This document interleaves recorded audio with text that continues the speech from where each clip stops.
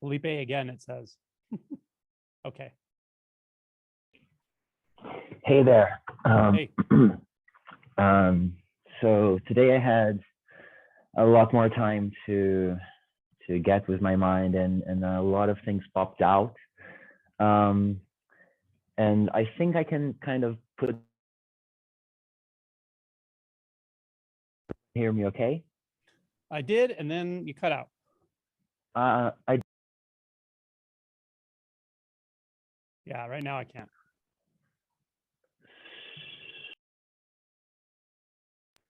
okay. Am I okay now? Right now I can hear you. Sorry about that. Okay. So I believe I or this whatever this is that I identify with already came together with the idea of not making choices. I really believe myself to be more curious about finding out what this system shows me to like, but it does seem like there's a lot of dissatisfaction with the choices that have been made recently. Um, Post Recently, after my first awakening, I had a friend who I recently discovered was also in this path and had been this road before I did. And he told me something very interesting at the time that was, you're going to probably notice um, yourself losing interest in lots of things and losing lots of things in many senses. And I was like, what do you mean? And he tried to explain it to me. But in the end, I had to really feel it, right? There is the obvious physical loss of my brother recently, but more than that, I noticed how interests kept changing. And in one specific case, it causes me not suffering. I don't feel like I suffer, but specifically, I don't, at least I don't stick with suffering whenever I feel it. I deconstruct it as fast as the system possibly can, I think. But I feel dissatisfied with the situation. There is this guy who was my best friend for like half of my life, and he's very, very rational, as I believed myself to be. But the event of Kensho or whatever it was um, broke that part of me completely, from being a atheist agnostic to pantheist in the matter of one non-moment. And that the values I noticed this system preferring or just believing naturally, not like there was any need of faith, but it was like watching a video on Netflix on mediums and looking like, oh my God, this is such a bullcrap. As a hypnotist, I feel enraged that they're showing this on the documentary. For one episode later, being about reincarnation, and me looking at the studies and going like, for some reason, this person that would never agree with this now finds this very much believable. And what happened was, in my discourses, in my conversations with this best friend, I noticed an incapability of expressing myself. And um, it kind of reminds me of your interview on Guru Viking, on what I felt almost uncomfortable, and the conversation that was, I believe he was pressing you on the idea of how would you know that everybody is okay and everybody would be able to, and for some reason, what when you were talking with ZDogMD about it would reverberate so well and so openly there, even with a person who is so far in the way as he was kind of impossible to communicate in some senses. And I noticed there was this point of, okay, so I feel like Angelo already is kind of telling that, hey, this is not going to go anywhere with what you are asking for me. I cannot explain with words. And this is kind of what I feel with my best friend. And I don't like so much to feel anger. I don't feel like it's a positive energy, but I don't lean out or lean off of anything I feel. And whenever I'm talking with him, sometimes I notice myself feeling almost enraged in the conversation, not as a bad feeling, like I don't feel bad about it, but at the same time, he uses that as, hey, I'm totally cool here. Why are you so pressed off? But I see someone who really tries to, in the matrix, tell me, hey, explain to me how this is the matrix without without showing anything except what I can feel and see and objective stuff. And I say, I can't do that. And I feel kind of lost with this in a sense. And I don't know, I feel like I feel uncomfortable with noticing that. Just the same as sometimes I feel like I notice, I still feel uncomfortable when I know people around me dislike me for this or that reason, even when I know this makes no sense. Do you have any guidance on that? And sorry again for taking so much time. No, it's okay. Yeah.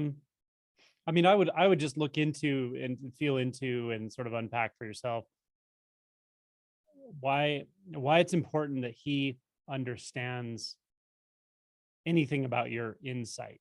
You know what I mean? It's all contextual. Like, you care about him, obviously, your friend, you care about him.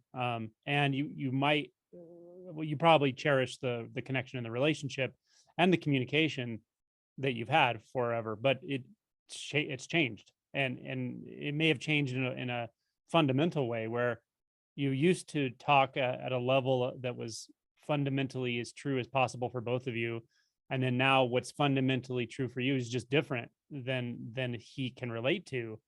You may have lost the ability to connect with him on that level, and that's not in your hands.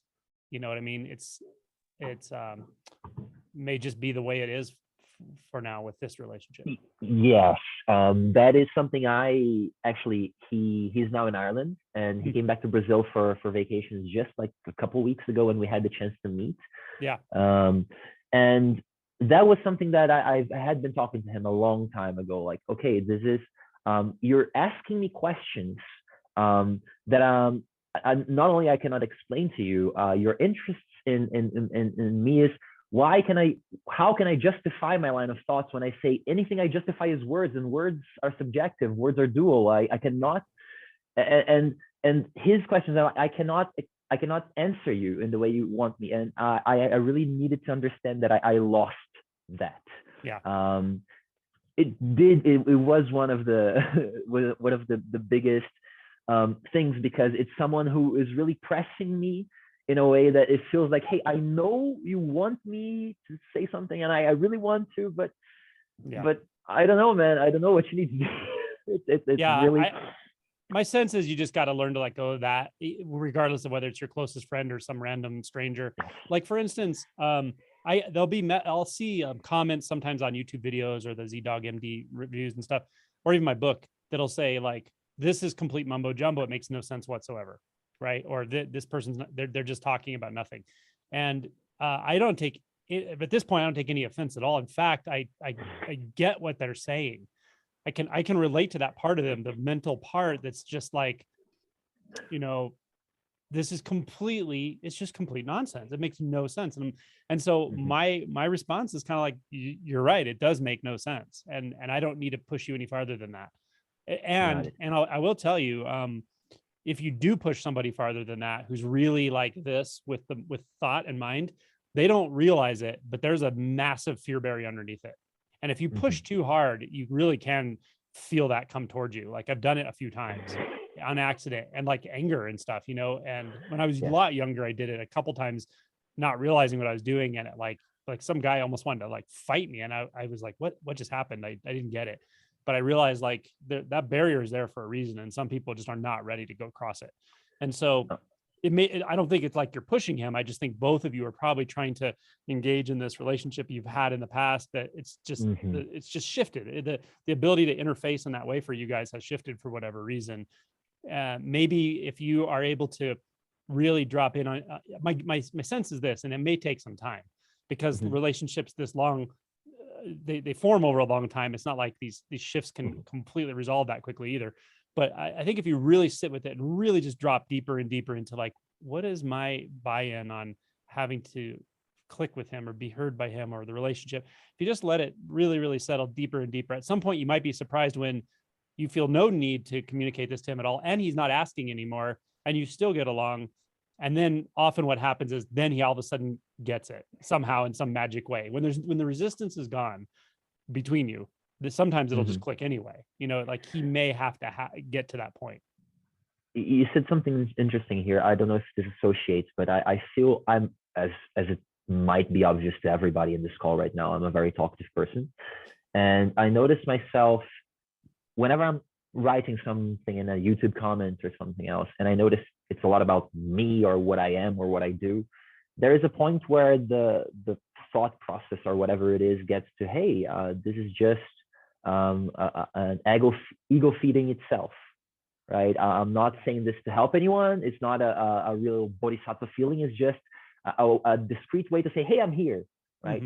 And and I feel it's kind of like that. It's like the friendship that I feel like I still just want to, because that relationship was very good to me. It kind of being his friend in that way would not validate what I am, because I don't need validation, but it is just some part of accepting, letting go, and connecting with that very quickly.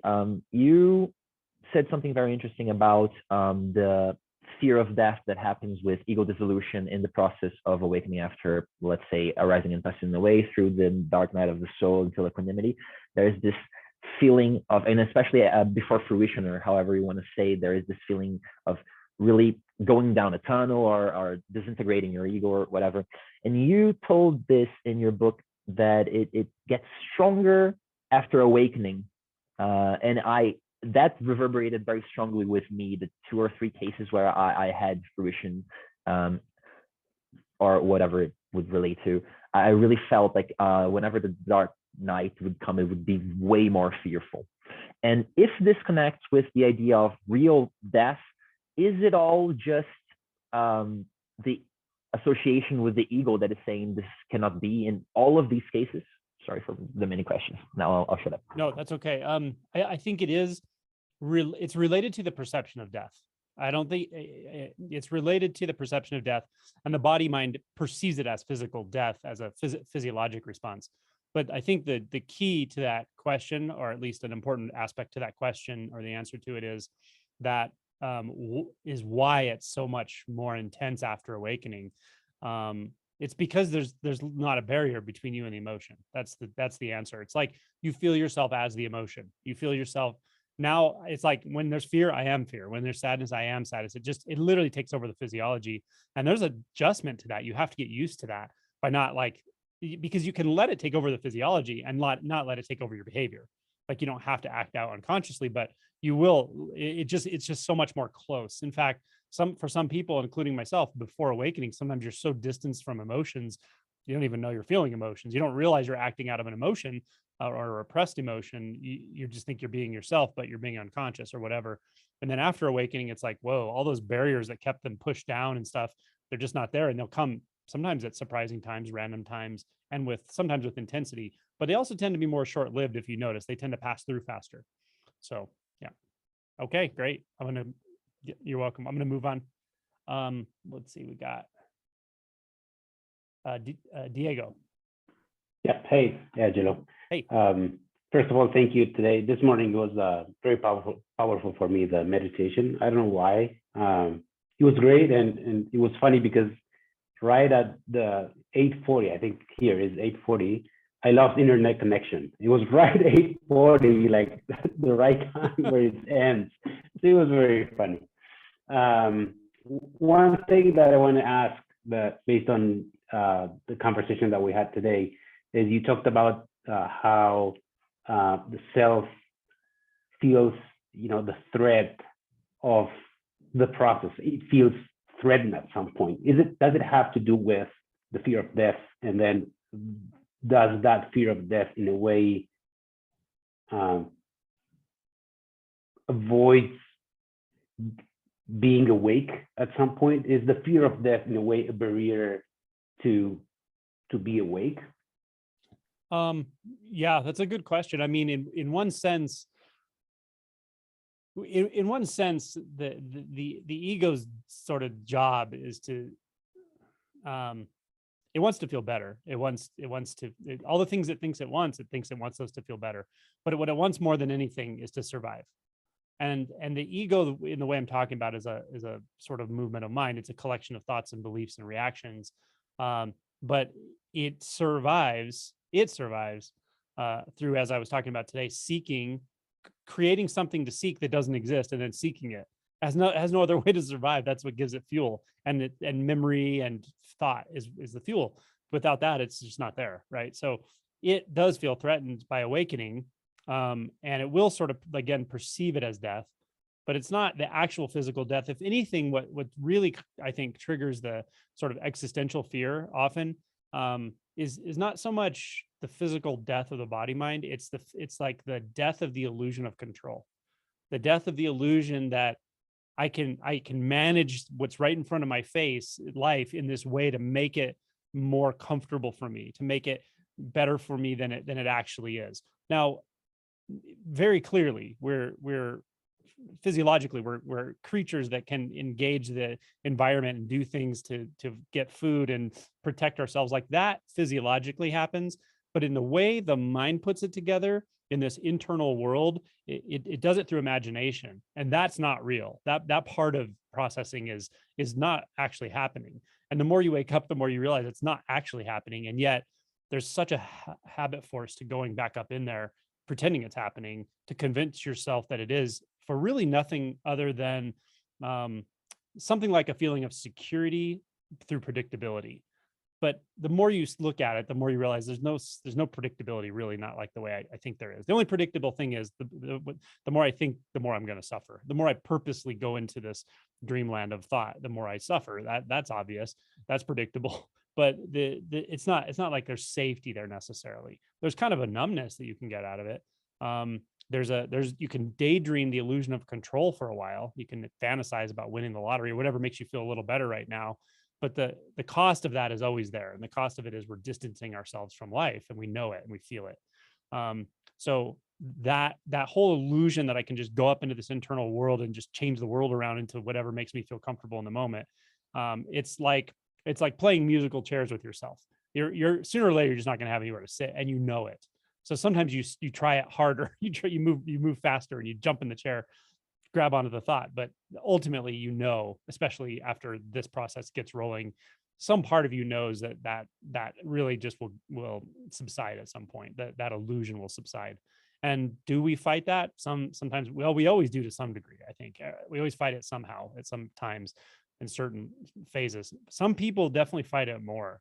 And that is a really, really inadvisable thing to do. Like, to really, really fight this process when it's already happening and you know it, not a good idea. I don't recommend it. I think Adyashanti has said, you'll be fighting the most powerful force you've ever come into contact with. Don't do it. Can you fully go along with it and decide not to fight it at all? You can choose, you can make that effort, you can make that commitment, but there will still be resistance patterns here and there. You because of those habits, right? You'll have to sort of ferret those out and feel into things and let them dissolve on their own and so forth. So I really think ultimately it's awakening itself. What liberation really is not a threat to the ego, because the ego doesn't know what it is. It can't actually see it. Just like Felipe and I were just talking, like, you can't explain in words and logic to somebody who doesn't have a sense of it what awakening is. It will be like talking mumbo jumbo, and that's how they hear it, and that's fine. It's the same thing for like the ego. The ego can only think in terms of thoughts and seeking, and it basically plays hide and seek all day long with itself. It can't know what realization actually is. So it's not actually afraid of realization. It's just afraid of the sense it has that it's losing its ability to be in control, but it never was. So the bigger part of ourself, or maybe the more real part of ourself that knows this truth, that it's going to be completely okay. And again, after things start shifting, awakening, and so forth, that sense that things are okay, even when we're feeling things more directly, we're doing things to make ourselves suffer, and we can't even stop ourselves from doing it sometimes, and still underneath it all, there's a sense of it being okay. That's the space that's needed for all this to play out. So the answer is always the same. Just keep digging in the moment, touching in, surrender, inquiry when it feels relevant, mindfulness practices, all of that. Listen to the talks, do whatever, interact with whatever teachers work for you, all that sort of thing. And it is a natural process that will play itself out. But I really think that those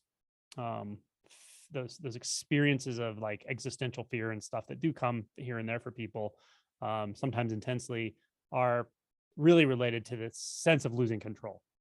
But it's an illusion anyway. Cool. All right. Okay. We got Dave. Did Dave want to ask a question or? Yeah, can you hear me? Yes, I can. Okay. You can also write it down if you want. All right. So I guess the first thing I want to do is say thank you so much for putting together this this retreat for us. You're welcome. This is really great. This is really interesting.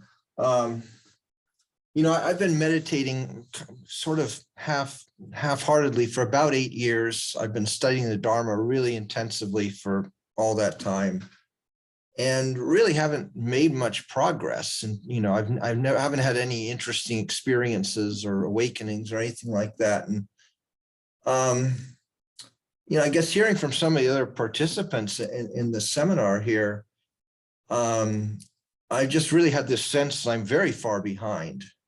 You know, and that's pretty humbling. So, you know, I wonder about this. Let me get your opinion on this. If I were to do natural meditation and commit to 6 hours per day of natural meditation for the next 25 years, do you think I could actually reach, do you think I could really achieve enlightenment as defined as stage 6 of your chapter 10 outline? Well, that's a very specific question about practice. I think it's definitely possible for you, but I don't know if that's the formula. Does that make sense? It might be. It might be. I can't tell you it's not either. I will tell you, as my book describes, there are people who have meditated for a few decades who haven't really woken up. And that's why I point out these other features of the approach to awakening that matter more than any specific practice or technique. And hopefully you get that flavor from the book, but I also have a video about it, a few videos about it. But it's a surrendering and a heart level commitment. I don't know to what degree you can feel into that, but that's a really important aspect of this. Yeah. You know, the mind will say, here's what I'm willing to do, right? This is what I'm willing, this is the price I'm willing to pay to wake up. And it's, as you said, it might be meditating for 6 hours a day for 25 years. You're maybe a little more theoretical on that example. I don't know. But anyway, the mind will say, this is what I'm willing to do. But there's something else here operating, right? And it doesn't really care what your mind thinks you need to do. It just knows how to do it.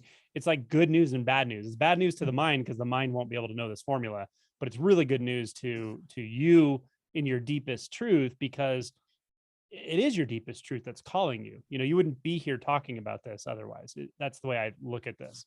I think it's a lot closer than you think, is what I think.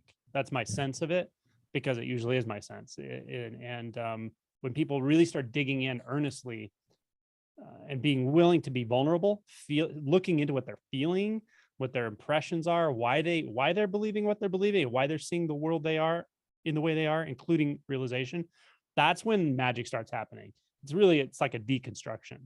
So more than worrying about how much effort you're going to have to put in or how much practice, I don't think that's going to give you a lot of fuel, more than what are you willing to look at right now? You know, how much are you willing to dig in right now for yourself, you know, at any given moment? That's where the money is, because it's really in the moment that the gold is found, that the golden coins are there if you really dig deep. And with that said, it's fine to construct a certain kind of practice, you know, be consistent about it. But it doesn't need to take 25 years, I don't think.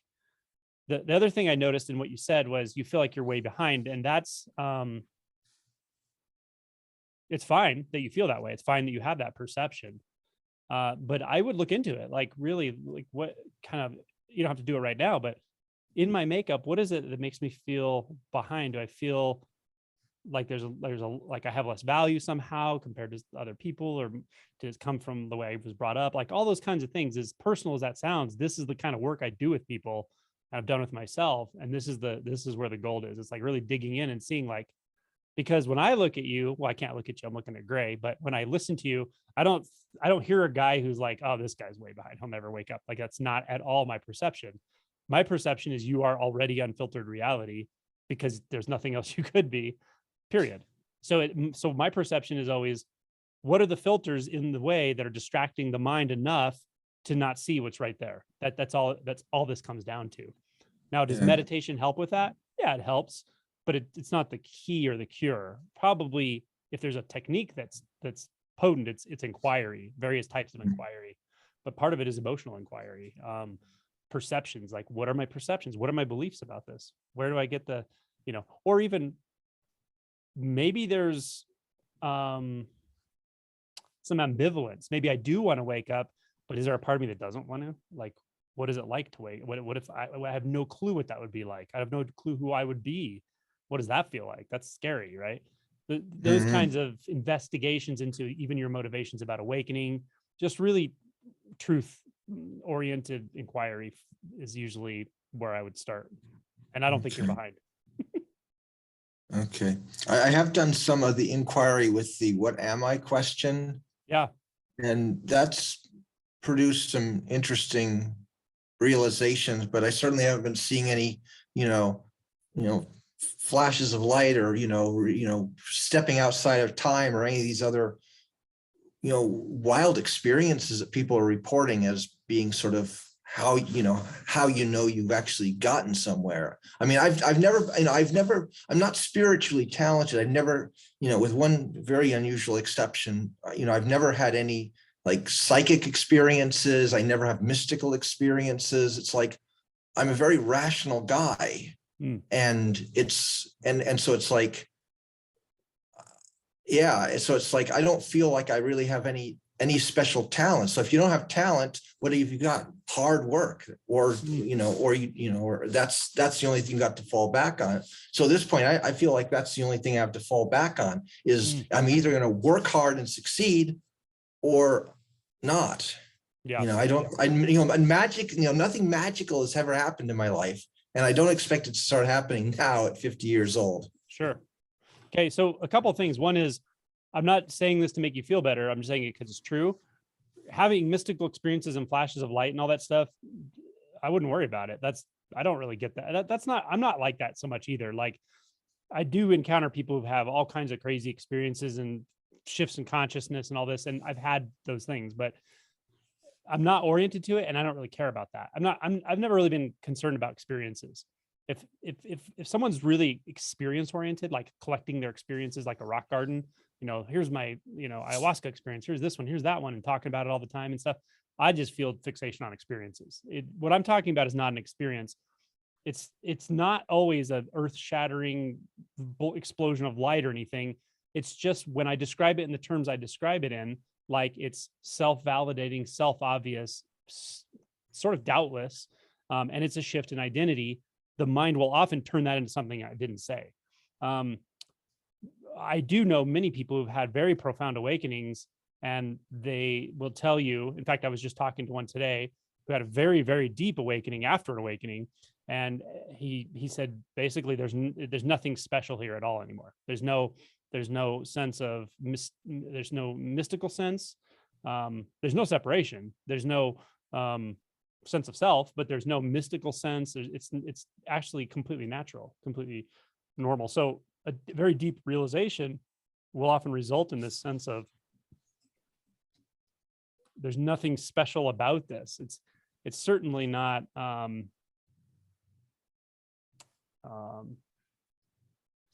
so it's just sort of talk about this stuff. It's nothing that you're going to want to brag about because you can't. But it's the very deeply identity related knowing, and it goes even beyond identity, beyond even the construct of identity. So don't worry so much about the experiences. And the best advice I think I have for you really is don't worry about comparing yourself to other people. It's just not about that. Everyone speaks about this differently, they experience it differently, and they go through it differently. And yeah, the experience thing, don't worry so much about experiences. Look into insight. What do you take yourself to be when you're asking the question, what am I? Keep digging in. Let it go to that silent place. It's a very neutral place. If you worry too much about other people's experiences, then what'll happen when you go to that neutral place, I'll tell you what'll happen because I know how the mind works. It will use whatever it has to get you back into thought, and it'll use a doubt, and the doubt will say, oh, but this isn't flashing lights and stuff. This isn't the blah, blah, whatever it has to tell you. This isn't what that guy said, or this guy said, or this person said. That'll get you back in thoughts. Go back to the neutral. It's neutral. It's nothing special. It's a sense of equanimity, neutrality, non-content. It's actually no content. The first shift, it's this contentless clarity. And if you ask the question and work it the right way, it'll lead you right there. And the question is, what am I? Knowing damn well that no thought answer is going to be the answer. What am I? Yeah. Will bring you right there. Just stay there. That's it. Okay. Don't look for explosions and stuff. And the other thing I wanted to say is, you mentioned talent. This has nothing to do with talent at all. It doesn't. You can be talented, not talented. You can be boring. You can be dramatic. You can be. It does not matter. This really is for all comers. Trust me. I know people who are so non-demonstrative at all about their realization. You would never even know it. And other people are super inclined to talk about it and dramatize things and whatever. Don't worry about any of that. That's just personality. Does that make sense? All right. Thank you. Right on, man. It was good to hear from you. Okay. Let's see. Going up the list here, we got, oh, wow. Vince. Hi, thanks ever so much, Angelo, for putting this on today, and thanks for your YouTube content as well. I've been devouring that all this week. I've been listening to a lot today. I've got a couple of questions. They're short and sweet though. I don't know if I'm misinterpreting what you said, but some of the videos I was watching today, I can't remember which ones they were specifically, but you did say in there, like, don't sort of generate thoughts. What's your sort of view on that? Do we generate themselves, or are they like just a phenomenon that happens, or both? It's a great question. So ultimately they're sort of I guess almost like an epiphenomenon. They are self-generating and spontaneous. But there's this very paradoxical. So that would mean if I give an instruction of just stop, just don't form another thought. If I were to give that instruction, the mind could say, well, I don't decide whether to form thoughts or not form thoughts. But there's a very paradoxical thing about that. And that is there's no you to even decide to do it or not do it. So sometimes that instruction actually works. The mind will literally stop. It's usually in a certain context. It's in the context of pointing in a certain way. If I can talk to someone, and I've done this many, many times, especially one-on-one, it's easy to do, reasonably easy if someone's looking for this, but I can talk someone back through to the point where the mind just stops. It's actually not that hard to do, to a very quiet place. So it doesn't matter who's doing that. It doesn't matter if it's spontaneous or not spontaneous, because at this point, all of that is thought. And there can just come to this place of total neutrality of mind. It's just a method of pointing. It's a way of transmitting. And if it works in the moment, great.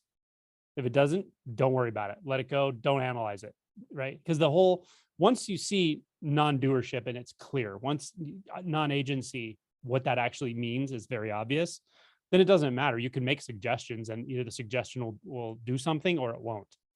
But it doesn't really matter. There's no one to even care about that. There's no one to take sides on that either. Okay. Cool.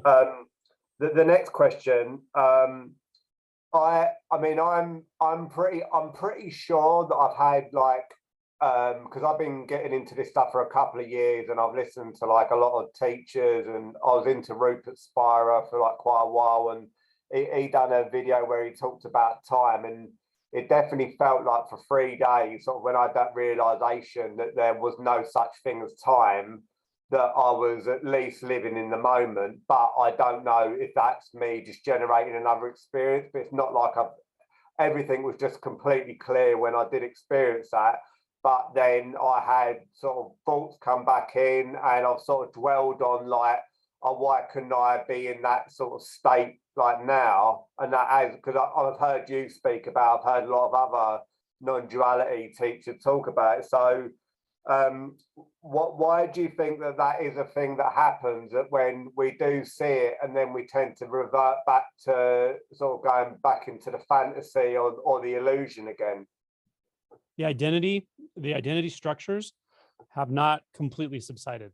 That's all there is to it. And the way they quote unquote reform, there's actually no identity, but the way that the sense of identity reforms is through seeking. That's pretty much what it has to imagine something outside of time. Think of the absurdity in a sense, and the paradox of what you're saying too, of this phenomenon itself, not just you, but the phenomenon itself, that we realize timelessness.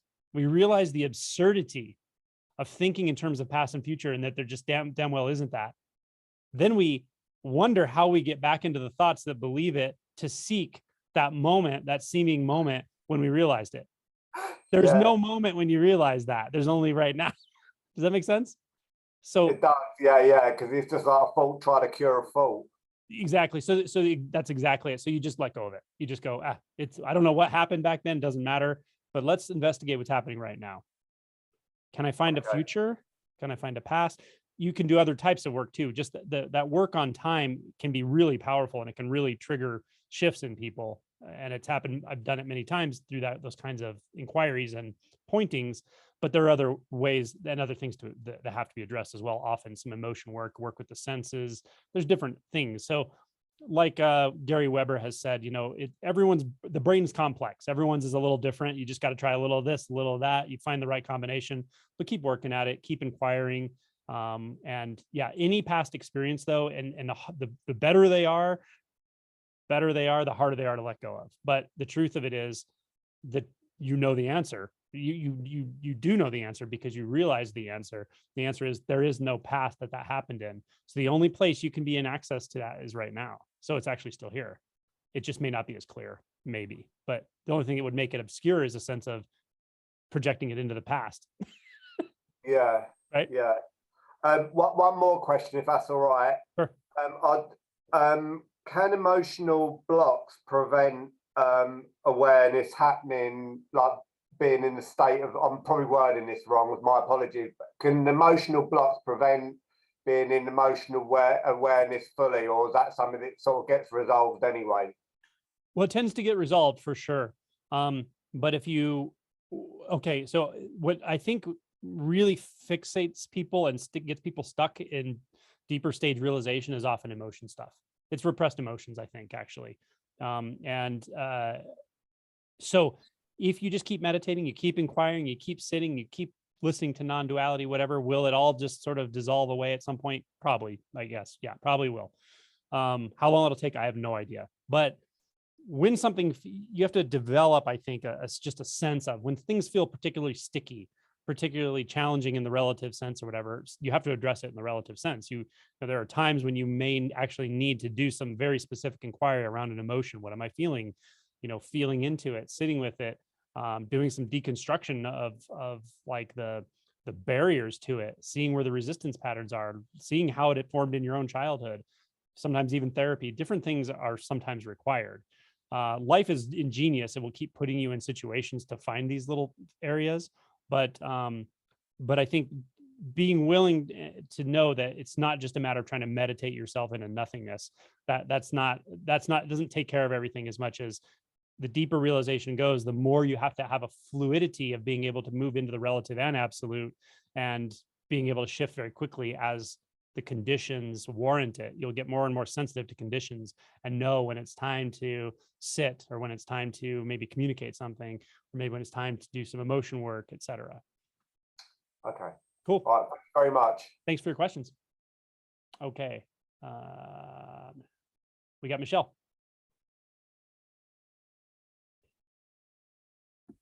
Hi. Hi. So my question is kind of an extension of what Vince was just asking about, and has to do, so yesterday you talked, I think the guy's name was Troy, who had the experience when he was 13, and Tony, and I got the first letter, that's pretty good. And okay, first I just want to say something briefly because they might be connected. So after I talked to you, I asked a question about non-doership yesterday. I've been trying to make a big decision in my life. And my ex-husband called me and says he's closing his medical practice down, which is going to cause me to have to do it in March. And it was like, oh, I guess I don't have to make that decision. Isn't that interesting? You know, I mean, I don't know if that's non-doership, but it certainly was like, the universe just created this for me. And I think I've been noticing those a lot more in the last year or so, like things that are connected in this magical way. So, and the segment in your book where you talk about like, it's not now, that was in the past, that's not you, even though you can look at that thing. So when I was 26, I had a big non-dual experience. I was in Nepal and it was like a big experience, and it's ineffable, but I can be in that experience now. Okay. But you were saying something to him about like, perhaps you look at things differently when you've had an experience like that when you're young. I wasn't a seeker at the time. I just happened to be in Nepal. Is there some different kind of looking that I should be doing or noticing that I'm not noticing? Does that question make sense? I mean, is it in these like things that happen to me that I'm noticing more? It might be, it could be, you know, you could ask along the lines of what Tony and I were talking about towards the very end yesterday. I mean, you can ask and do some inquiry inwardly. Is there some ambivalence about this? Is there part of me that like wants to wake up and conveniently looks at the things I think it's going to give me, but there's maybe a part of me that doesn't, like that's actually afraid of that? Because again, when you have a massive experience or a very blown open experience, especially at a young age, especially when you're not prepared for it, you don't know what it is, it just happens. Many people, probably the majority of people, don't find it like blissful and peaceful. They find it like kind of scary and like, what the hell? And the body interprets it that way, of like some kind of, you know, entering a complete unknown, right? Again, the ego does not like the unknown. That's what it's not interested in. So that could have set up something in you that's like a, you know, an ambivalence in life. It might not just about awakening, but just in life, of like, you know, driving with the brakes on. You know, is there something that wants to move in one direction, but also very much wants to not move in that direction? And why? What are the emotions, and what are the beliefs underneath that are keeping that almost like a cognitive dissonance going? So I would look maybe into that and see, like, think back on that, feel back into it, and just try to see what conclusions were made around that, and that may be of some value to you. Well, I think what you were saying, I think maybe it was to Dave, is like, I think there's this tendency of those of us in this world to like keep looking for like big experiences, like, and I don't think that's what you're describing is what your experience of reality is. It isn't a bunch of big experiences, but I think there's some part of us, you know, maybe it's the same part that clickbait on social media. We want to have that big experience. I did have a big experience, but yeah, I think it's that whole control thing, and will my life turn into total chaos? So yeah, okay, I'll explore that. Thank you. Yeah, sure. It's a little paradoxical, like everything is paradoxical with this stuff, but it is true that like when you look at who wants a big experience, the sense of being an experiencer, the one that wants to step back from experience and be a subject to that object, talk about it, compare it, collect it, seek another one.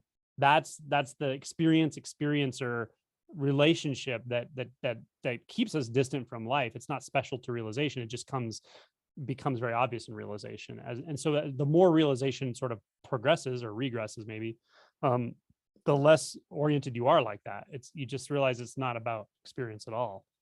In a sense, it's not about anything specific, but it's more about identity. And things do get much more calm, more equanimous, more neutral in a sense, but also very difficult to talk about. So yeah. Okay. What do we got here? We got Mark. Hey, Angela, sorry if you can't see me very well. I don't have a light fixture in this room. No, you're good. Yeah, and I would just like to say briefly, thanks. You know, this is really fantastic. This kind of came out of the blue. I don't have enough vacation for retreats at this time, and to be able to just only use one day of vacation and get a block of retreat in is just so cool. Great way to start the new year. So my question has been kind of morphing as you guys have been talking, and but so you know, I did have some kind of cosmic experiences when I was a teenager that propelled me into getting into Zen and things like that. And over time, I actually kind of learned how to actually relate to meditation rather than just thinking that I ought to and struggling with it. And, you know, as you can tell, I'm not a teenager anymore. So I've been doing this for some time at varying levels of, you know, intensity. And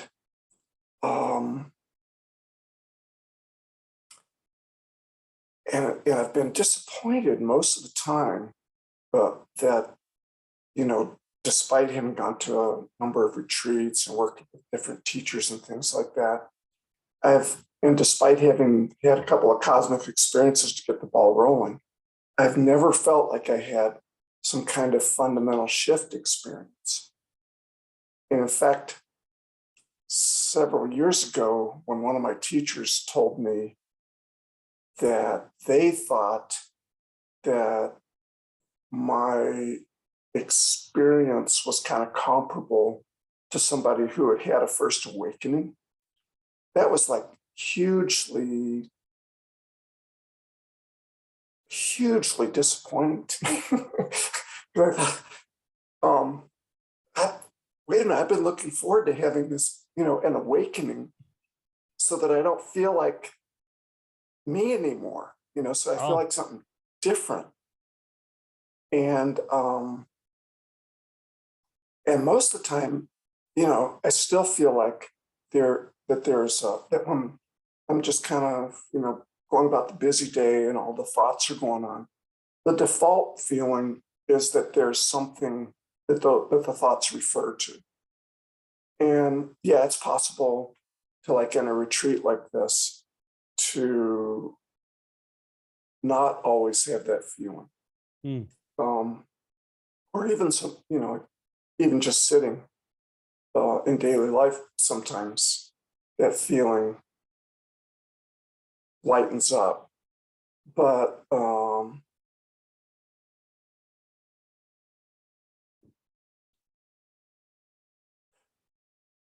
so I don't know if, you know, there's this notion in Soto Zen, I think, of somebody who's in the light mist long enough gets wet. And I don't know if how that applies to when you go further to further developments or something.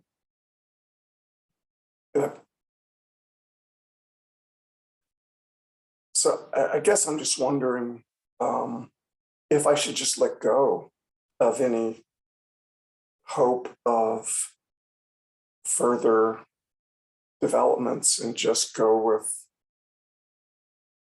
what I've seen in this retreat, which is that it's really just about moment to moment sensations.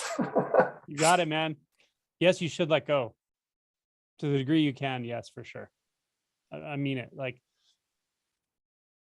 it can take so many hearings of this to hit that it's just not a big cookie you're going to get. Awakening isn't.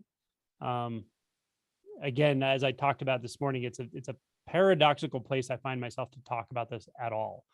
I don't want to do anyone a disservice of not making it clear that there is a way out of suffering. So I do feel inclined to talk about it.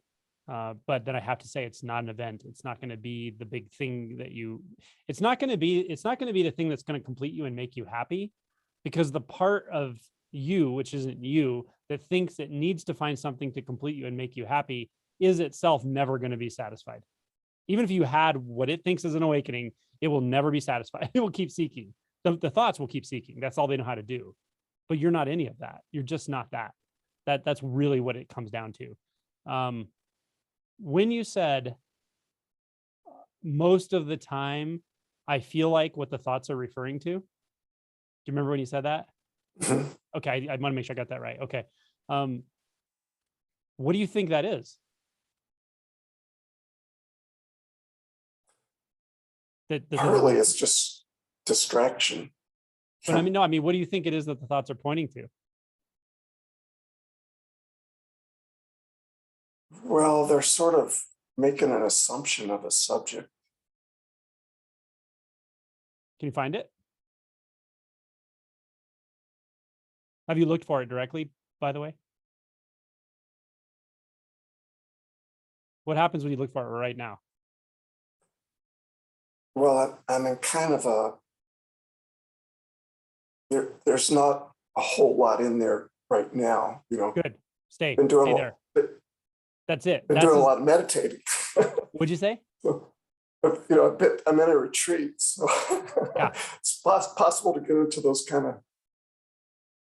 It doesn't know. matter. Yeah, it doesn't matter if you're in a retreat or not a retreat, but that's where the money is. You just go there and you stay there. You go where all those thoughts are pointing to and saying, here you are. Of course you're here, right? They're assuming you see this so clearly. You see this very, very clearly by the way you described it already. You feel like that which those thoughts are always pointing to. Okay, great, go there. And just don't move. You already damn well know those thoughts aren't going to be the answer. You know that. You can tell by the way you're describing. So you just go there and don't move. That's the answer. Don't worry about anything else. Don't worry about a thought about awakening. It's another thought. Thought about not awakening, another thought. A thought about you, retreat, not retreat. Oh, but this, but that, but this, thoughts. Those are all thoughts. Just stay there. Stay where all those thought arrows are pointing, seemingly. And don't try to fix anything. Don't try to dissolve anything. Don't try to learn anything. Don't try to acquire anything. Can you get the feel of what I'm saying? I do. Good. If I could ask you a technical question. Sure. About meditation.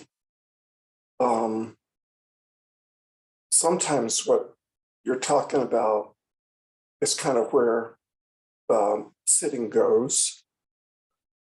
But other times it feels like there's a desire to understand what's happening, like not have the wool pulled over my eyes, but to actually see what this is about. Yep. And so like something that kind of struck me recently was, you know, that this, like you think that you're going to sit down and observe things, but that and the things you're going to observe are various kinds of sensations and thoughts and images and stuff. But you know, that thought that I'm now observing, that's also, you know, those sensations too.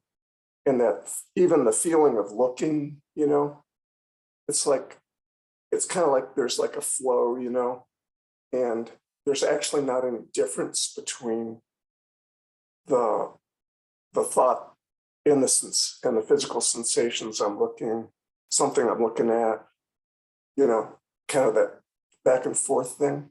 Yeah. Is that kind of more sort of granular, getting into the details kind of approach? Do you feel like that's a valuable thing to? Not to analyze, but the way you're describing it tells me you have a very good experiential handle on consciousness. But I want to back up and tell you something. Like when I pointed you directly to that place all those thoughts are pointing, you just described it in a different way. That's great. I would recommend using that as a practice, just going right back there. Don't try to do anything with it. And I want to add one thing, and you said it yourself. You gave me this. This is the other part of it, is there's a part of you that wants to make sure it understands what the process is, that understands what's going on, because it doesn't want to be fooled. That's the safety line you're holding on to. You're using that to keep yourself out of just completely letting go. That's what I feel. And it's not uncommon, by the way. This is, you know, it's not uncommon. And it's not wrong either, really, because what it is, it's a reflection. Every thought is a reflection, and that's a thought. But it's a reflection of your genuine interest in truth, in doing this right. You want to do this the right way. You don't want to do it the wrong way. But the way the mind interprets that is doubt. It interprets it as something it doesn't have, because the mind has to find something to seek. But you do have it. That's the funny thing. But in the mirror, it looks opposite. So it's already there. You already have it. You have everything you need. You have all the knowledge you need. You don't need to confirm anything anymore. You just need to go there and stay there. Can you feel into that? Yeah. Awesome, man. You're right. You're just right there. It's not, don't worry about an event. Don't worry about an event. When you get to that neutrality, it'll feel so simple and neutral in a way. And in a sense, it's a relief from having to think or solve anything. Then why not just stay there? That's kind of how it was for me. The awakening was just what happened after that, but it doesn't matter. What mattered was I found that neutrality. I found that sense of pure being. It wasn't something I had to think about anymore at all. And that was peace. So once that's clear experientially, which you basically told me, and I just reflected it back to you, then just go with that. Cool. Thanks so much. Yeah, you're welcome. Right on. Okay. We got, is it Karen or Karen? Sorry. Hi, Hi. it's Karen. Karen. Okay. Yes, I've read your name so many times, but I didn't know how it's pronounced. yes, it's Karen with a C. Nice to meet you finally. First of all, yes, nice to meet you too. I just wanted to tell you, I have so much gratitude for what you do, for all of us. And thanks for putting together this retreat weekend. It was perfect timing for me. And I've just thrown myself into it. So yesterday was great. I was like, oh, this is good. I'm feeling good. There's nothing, no depression, no anxiety, nothing scary. It's all good. I'm sitting here meditating. And this morning, yeah, and I was like, oh, I'm sure it's going to be like that this whole weekend. And then after it's over, then all the heavy stuff comes. So it's typically what happens when I go on retreat. So this morning after, I don't remember when, but after one of our sittings, I started to feel the discomfort. I'm like, okay, good, discomfort, amazing. Now I have something to work with. And so my question is surrounding fear of death, a little bit about what Diego was talking about. And I'm just wondering, is the answer always the same thing, sense of losing control? The reason I'm wondering is because for me, when I was about 11 years old, and I'm 49 now, Karen Carpenter died in February. And it had this profound effect on me. I don't know why. I didn't know her. I don't know if it was because she was in the news all the time or the circumstances in which she died, but it just threw me into this horrible fear of actually dying. So I wouldn't describe it as losing control, but literally suffering, because I guess they described how she suffered. And it's kind of always stuck with me. So when I feel really uncomfortable, that's kind of where my mind goes. And I wanted to just put that together with something in your book, which I found interesting. You talked about the fear of helplessness. So I'm wondering about those two things. Okay. How old were you? 11. You're 11. Wow. Yeah. I think most of us probably can identify one time, the time when we really understood what death was. Death of a human, and related it to ourselves, and we're like had enough of a sense of self to relate it to ourselves. I can remember a time like that. That may have been it for you, and for some people it's just markedly intense in one particular situation for whatever reason. Maybe I thought maybe it's because she had the same name as you, and an 11-year-old that you might think that, I don't know, it might click that way, or who knows. Oh, I never thought of that. That never crossed my mind. Yeah, don't know. No, I don't think so. Yeah. But when you feel that, like when that comes back, or when you said you feel discomfort and then you reflect on that, or that it's that sort of feeling, what is the narrative of it? So it's just energy in the chest, in the body, and then maybe all the memories of years gone by of it all, but I'm not really thinking about memories. At this point, I just feel into it. And I know it's not going to last forever, because it never does. Right. So it just gives me something to work on. But this morning it felt a little bit terrifying. And I thought, oh, okay, I'm actually terrified. All right, this is probably good. And then after I recognized that I felt terrified about it, it kind of went away. And just I'm sort of back to sort of my equanimous state during this retreat. And I don't feel the intensity or the energy at all with this question right now as I did earlier today. Okay, yeah, I wouldn't really push on it then. I was going to say what I normally would encourage is what you described as just going into the sensations, the feeling, and the energy in the body and so forth. Sometimes it's valuable to actually go into the narrative of it, and that's what I meant. Like literally, like what is the story about this? What does the voice say? That's when the Karen Carpenter story came up. So I was doing it, and I'm like, oh my God. And it just kind of, it's not something I've forgotten. It's kind of always the back of my mind, but I never really put a lot of weight into it. And then I remember too, when I was about the same age, there was this disturbing story on Sunday morning with Charles Perrault, shows you how old I am, about kids with cancer and how they were writing letters to the world before they died. And so those two things together is what kind of came up for me this morning. I'm like, oh, wow, okay, and it kind of, I guess I was thinking about what Tony said yesterday and wondering like, did anything weird happen to me when I was younger? And that's kind of what came up. And it's perpetuated. It's been a big issue for years, up until the last X number of years where I got into meditation. And it's just a tool now when I'm feeling those intense feelings. I just feel it. I don't push it away. I don't turn on the radio. I don't do anything else. I just like, oh, okay, here it comes. Let's just do it. And so I do. Yeah.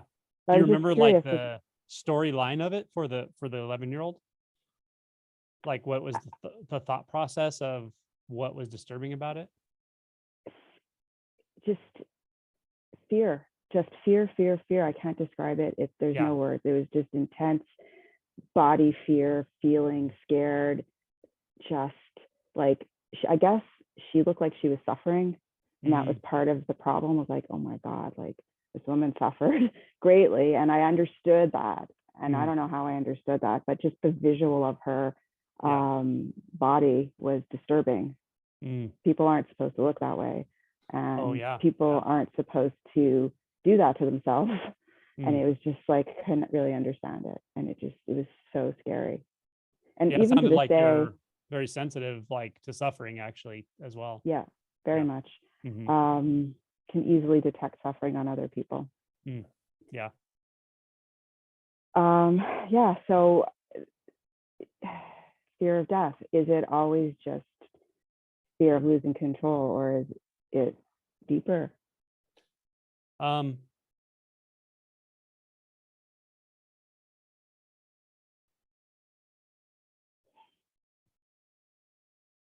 What I've found is that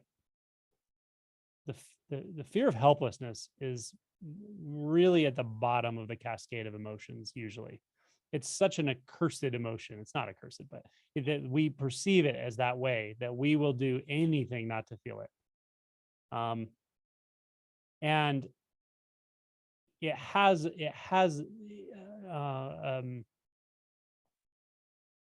an intelligence, of course. For an animal to be stuck somewhere physically, to not be able to move, to have no resources, to have no movement, is death, is physical death. It's wired into us to not want to feel helpless. However, with all that said, the existential fear is tied, from what I found, is tied to the false identity ultimately, because it actually does go away. And for instance, for me, I think it's gone away. If it comes, it's fine, but I don't feel it anymore at all. The contemplation of this body mind dying away almost brings a sense of excitement, like of changing of forms. It's like, wow. It's seen that the way I used to perceive loss of control, death, helplessness was distorted. It was distorted based on the sense of separate self. So that's what I mean by that. It is rooted in a perception of death, for sure. It's rooted in a perception of physical death. But all I can tell you is realization can clarify to the level where you actually see physical death in a very, very different way. I believe there's no that. more physical death than there's physical birth. In a sense, it's just energy changing forms all the time, and nothing really. It's like Ramana Maharishi there was a story of him going to his doctor and coming back, and he said, the doctor told me I'm going to go away. I'm going to die. And one of his followers started crying, and he said, Master, what will we do without you? And he just laughed and he said, well, where do you think I'm going to go? Where could I go? To him, it's a kind of a joke, right? Death is not even a real thing in a sense. Of course, in the relative sense, yeah, but that's not where the suffering is. The suffering isn't in the relative, and it's not in the absolute, actually. It's in the false identity. It's in the perceiving of a separate self that feels like it needs to be in control of things in a certain way. So that is really the root of it in my experience. I could be wrong, but that's what I see. It kind of goes along with the Buddhist fetter model as well. And even Adyashanti has said, I've heard him say something just like that underneath all of it is this fear of loss of control. Not necessarily gross control, like I'm in control of everything all the time. Like you can absolve yourself of that reasonably easy. It's more like the subtle sense of control of that I can do anything at all in this moment to make reality any different than it is, to quench my own fear, suffering, or pain, to see that that's absolutely not possible. And it's an illusion in the way that we perceive ourselves as a separate agent that's always doing that. That illusion itself is what's uncomfortable. It's what is suffering. But the perception is what causes suffering is the inability to create the conditions we need to make ourselves stop suffering. So it's kind of a conundrum, but suffering ends when you stop trying to end suffering. So anyway, that's my take on it. Thank you. Sure. Thank you. Good question. Nice to meet you. Nice to meet you too. Scott. I just wanted to say thank you. That's all. Oh, Helping me on my journey. Oh man, you're welcome. I'm really nice to see you. Okay, that was an easy one. Carmela.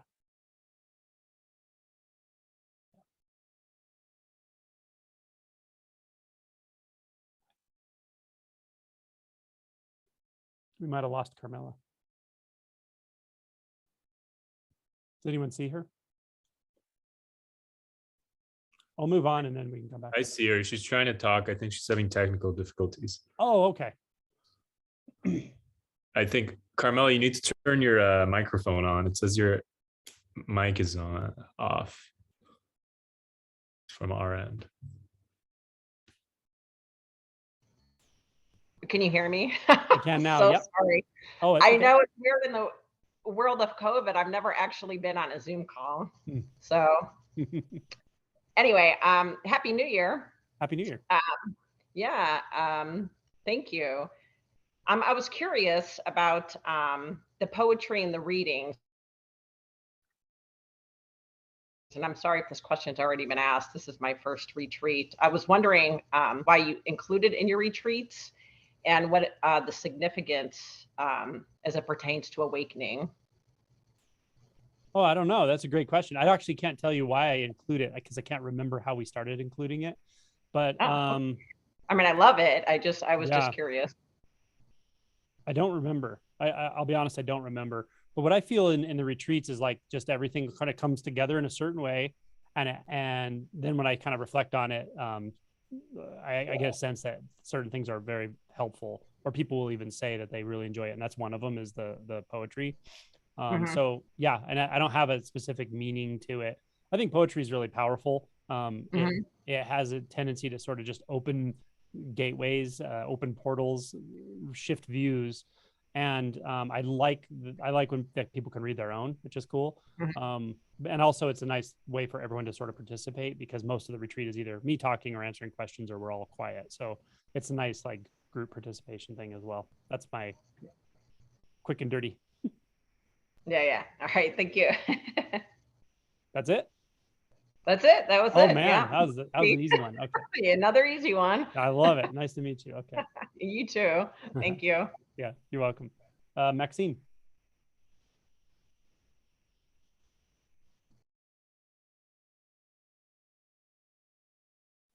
Yeah. Okay. Hello. Hi, Angela. Hi. I want to say first that thank you so much for this wonderful retreat. It's so great to be here. Thanks for coming. Amazing. Well, I wanted to ask more about suffering and death. I was making notes this morning, and you were saying something like the belief that some things are better than others goes away when there's awakening. Is that right? Yeah, it's not usually with the first awakening. It's more when the sense, it's usually something that comes later as the sort of non-dual experience starts to clarify. Not an experience, but as the experience of duality starts to drop away, let's say. But there's this sense of being a subject to objects all the time. Like it's so common that our mind does this that we don't really see it as such until it stops, and then it's really obvious. But what it seems to do is it seems to always make me the more important one in the interactions. Like in this sense, it's not always like a narcissistic thing, but it's the sense that how does that relate to me? How does that relate to me? How do you relate to me? How do you relate to me? How does that relate to me? We don't realize we're doing that all the time. It's like this, you know, we're the center of everything and we're relating to everything out there. And it can just all of a sudden go click. And it's like, everything is just the same significant wise. You see that there's no reason to think, why did I ever conclude that I was more important than you or this or that? How did I ever conclude that? It doesn't even make sense. There's no logical reason really. You could say there's a survival reason perhaps, but the way the mind does it, it's not even really about survival. It's about distraction almost. It's a way to just keep the thoughts going. So all of a sudden it's like, oh, well, shit, if that's just as important as I am, as you are, as this is, you really start to live a different way. It just feels definitely a sort of big step in equanimity in a sense, because there's not really much to defend anymore. The sense of having to defend a self might still be there at times, but generally speaking, it's like everything has equal importance. You know, it starts to also feel more like a sort of unconditional love. This is just a layer though. There's like more subtle layers to this. What that tends to lead into is when there's not a sense of a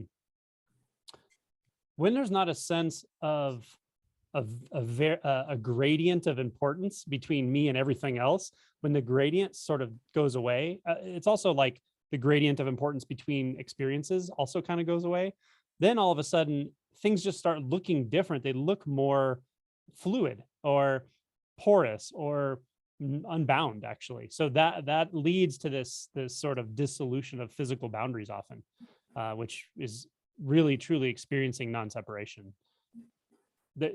Even non-separation is not really a term for it because there's no things to be separate at all. It's just formlessness.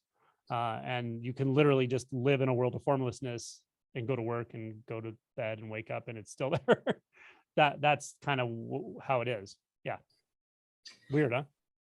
Well, okay. So like if I'm thinking about things being equal, but what about all the violence committed against people and the killings and everything? You read on the news and, you know, it's horrible. It's a horrible thought to hear that. And it's, you know, but how is that, you know, equal to love or that's things like that, or morality is equal to immorality, or what is that morality anyway? But so that I'm confused about those concepts. Sure. Yeah. So so the experience itself, the insight that I'm talking about, isn't in the conceptual realm. So it's not in that world of thoughts that you're talking about. I mean, there is, of course, there are things in the world that happen this way and that way. But what I mean is it's literally right in front of your face.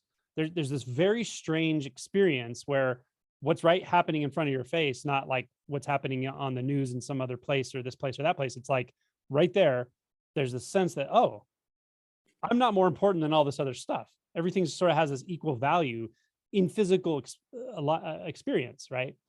Now, if you ask, well, what about bad things that happen and that sort of thing? I would say the people generally that commit the biggest atrocities have a much stronger sense of I'm by far the most important, and all this stuff around me is not important, even including the people. They're just objects to me.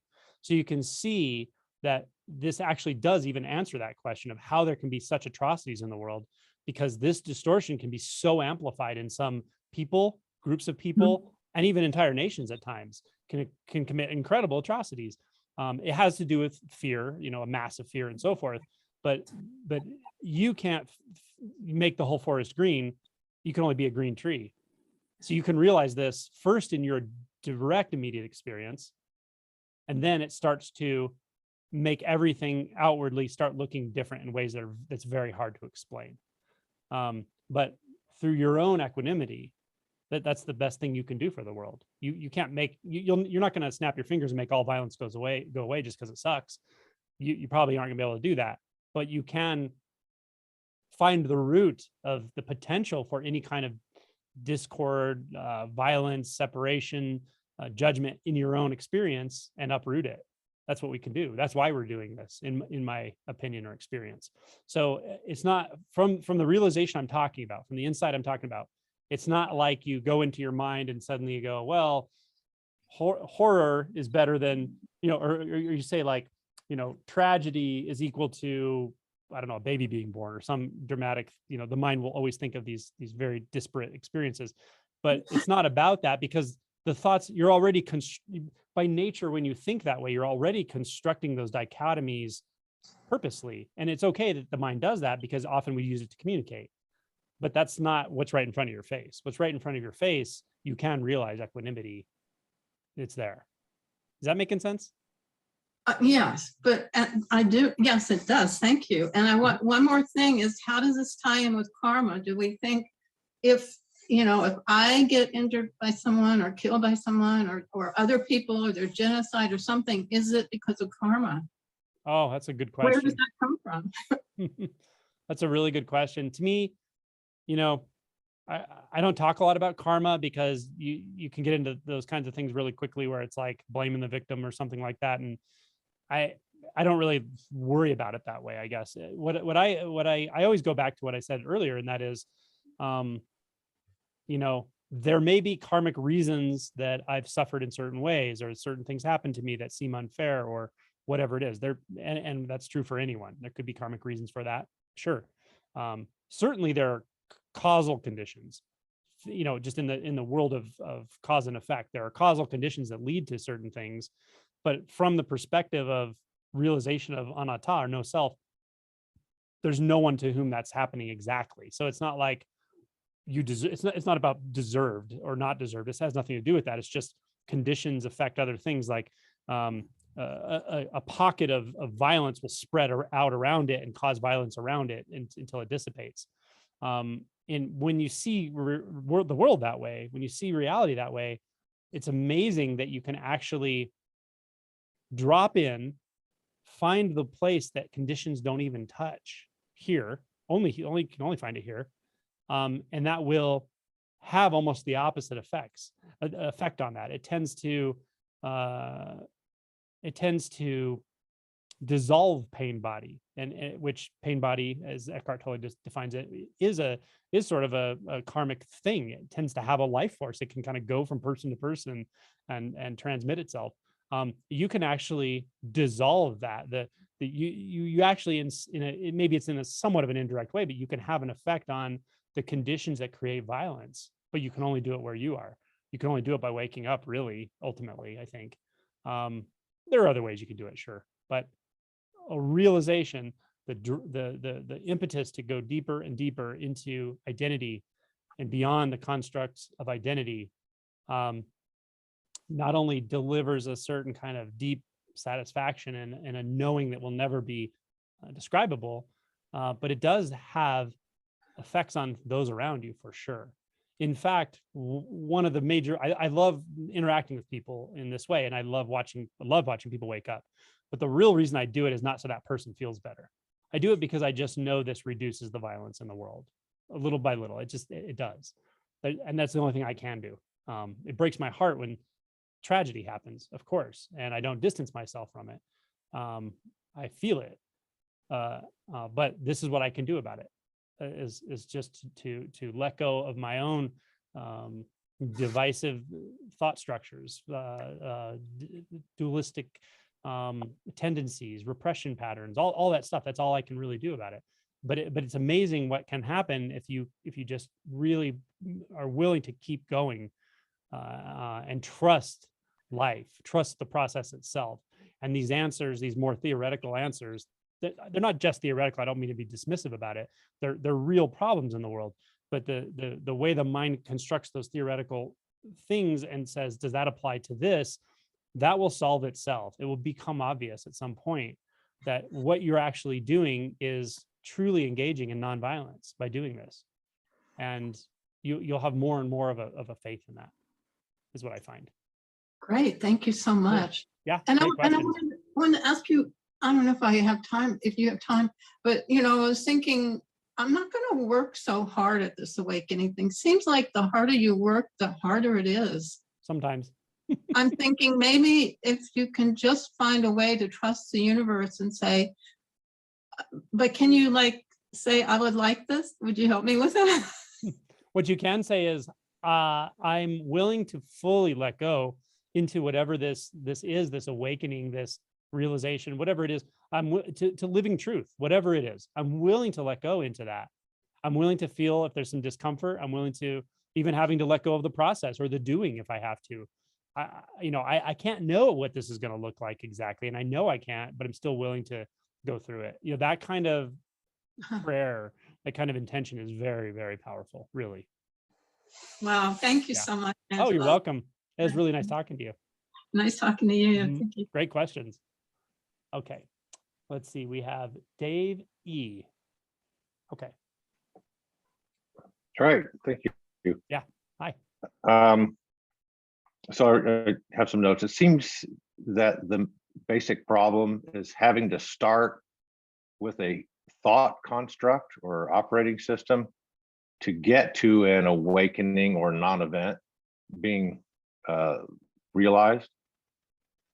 We can use non-thought, access, accentuate, true, tune deeper into like sound, sight, feeling, taste, but it's still the thought construct that initially engages to access this awakening. And can this awakening, is it congruent to a Jungian true self, or even more of a divine true self, as it would be? I think so. Yeah, I think so.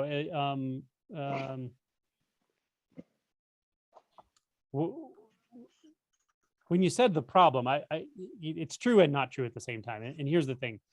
It will feel like, especially when we get started on this, if for everyone, it was like this for me, it will really feel like the you that is driving the boat, the one that accesses a lot of thoughts and thinks through things and believes it is the choice maker through thought to decide what happens or what it's interested in, what it's not interested in.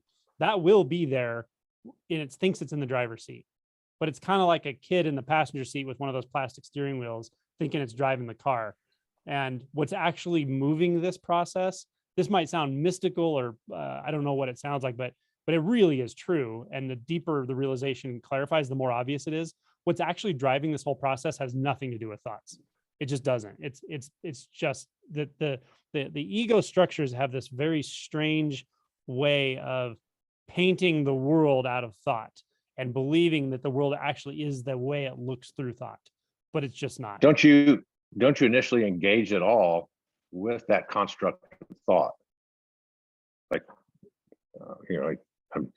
you inquiring is thought.